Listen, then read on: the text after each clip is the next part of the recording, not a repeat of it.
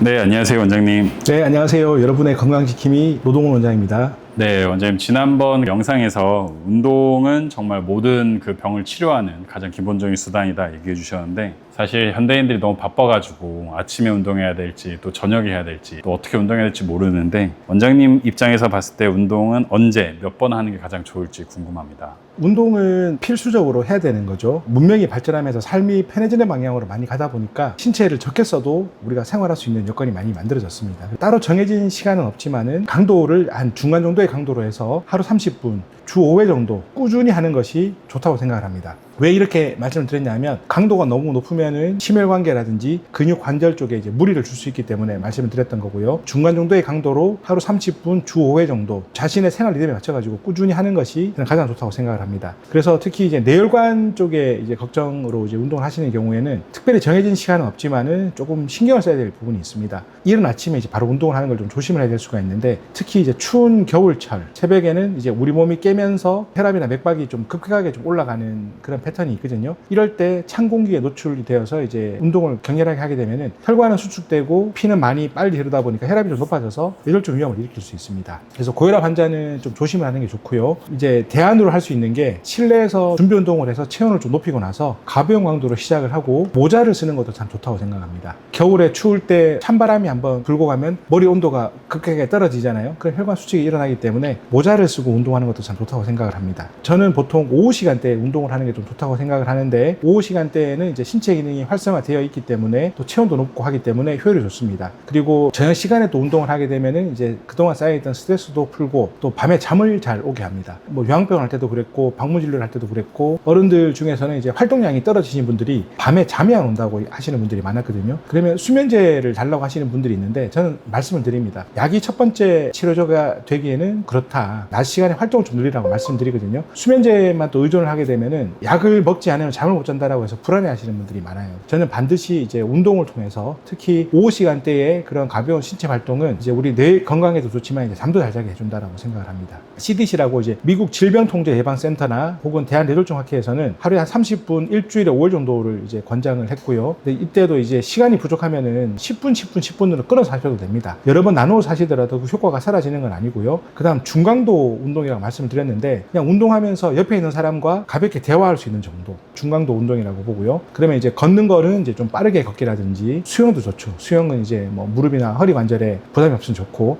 자전거도 좋습니다. 등산도 본인의 체력이 되시면 하셔도 좋을 것 같습니다. 그 다음에 근력 운동도 좀 해주면 좋거든요. 주 2회 정도는 근육량을 좀 늘리면 좋고, 특히 이제 요즘 뭐 허벅지 근육 이런 이야기를 많이 하잖아요. 이런 게 늘어나면은 기초 대사량이 늘어나기 때문에 이제 혈압과 혈당 조절에도 좀 도움이 됩니다. 예전에는 이제 우리가 몸을 써야지 생활을 유지를 할 수 있었는데 삶이 너무 편해졌거든요. 코로나 전에는 우리가 영화를 보려면 영화관에 가야 됐습니다. 가서 줄도 서야 되고 팝콘도 사야 됐는데, 코로나 이후에 영화관에 가는 것이 두려워지기도 했고, 새로운 문물이 이제 유튜브나 넷플릭스 같은 것들이 많이 퍼졌습니다. 실제로 요즘 영화관에 많이 안 간다고 하더라고요. 그러면은 집에서 가서 식사를 하고 잠깐 누워 있다가 넷플릭스를 보겠죠. 제가 방문 진료를 가면 어른들은 보시든 보시지 않든 TV를 계속 켜놓고 계십니다. 노래를 좋아하시는 분들은 노래를 틀어놓으시고, 정치를 보시는 분들은 정치를 보시고 하시더라고요. 이런 것들이 사실 우리의 신체 활동을 떨어뜨리는 요인이 되기 때문에, 그래서 이제 운동을 해주는 것은 이제 뭐 뇌라든지 혹은 또 뭐 당뇨라든지 또 밤에 잠을 잘 자는 것까지 도움이 됩니다. 그래서 중강도 정도로 옆에 사람과 가볍게 대화할 수 있는 정도로 하루 30분 정도, 시간이 모자라면은 나눠서 해도 됩니다. 주 5회 정도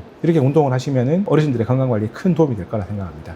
요즘 러닝이 되게 열풍인데, 이제 당뇨나 뇌졸중 환자분들은 아까 말씀하신 대로 추운 날씨를 좀 제외하고는 러닝, 그 중에서도 또 슬로우 조깅이 또 많이 하시는데, 이 정도 하시는 건 어떻게 생각하시는지 궁금합니다. 네, 저도 젊었을 때는 좀 뛰어다녔거든요. 뛰고 걷고 하면 2시간 정도. 근데 그렇게 한 몇 년을 하다 보니까 무릎이 좀 나빠졌다는 생각이 들었거든요. 그래서 본인이 뛸 수 있는 체력이면은 뛰셔도 됩니다. 실제로 운동을 꾸준히 해와서 그런 이제 근육이나 뭐 관절이 괜찮으신 분들은 뛰셔도 되고, 그게 안 된다면 걷거나 혹은 슬로우 조깅도 괜찮습니다. 오히려 뛰는 것보다 빠른 속도로 걷는 것이 숨이 더 차고 운동 효과도 높거든요. 그렇게 하시는 것도 괜찮다고 생각합니다.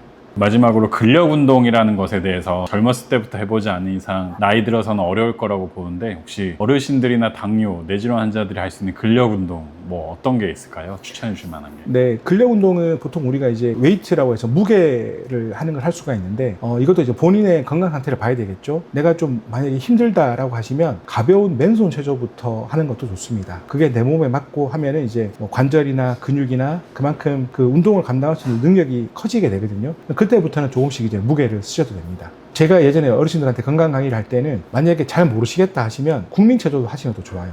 유튜브에 보면은 국민체조 3세트라고 해서 조교가 하는 것을 보고 하실 수도 있거든요. 이런 것들이 이제 근력뿐만 아니라 균형 감각을 일으키는 데도 도움이 되고요. 또 꾸준히 하시면 낙상과 골절을 줄이는 효과도 있기 때문에 저는 운동은 필수가 되어야 된다고 생각합니다. 네, 감사합니다. 네, 감사합니다.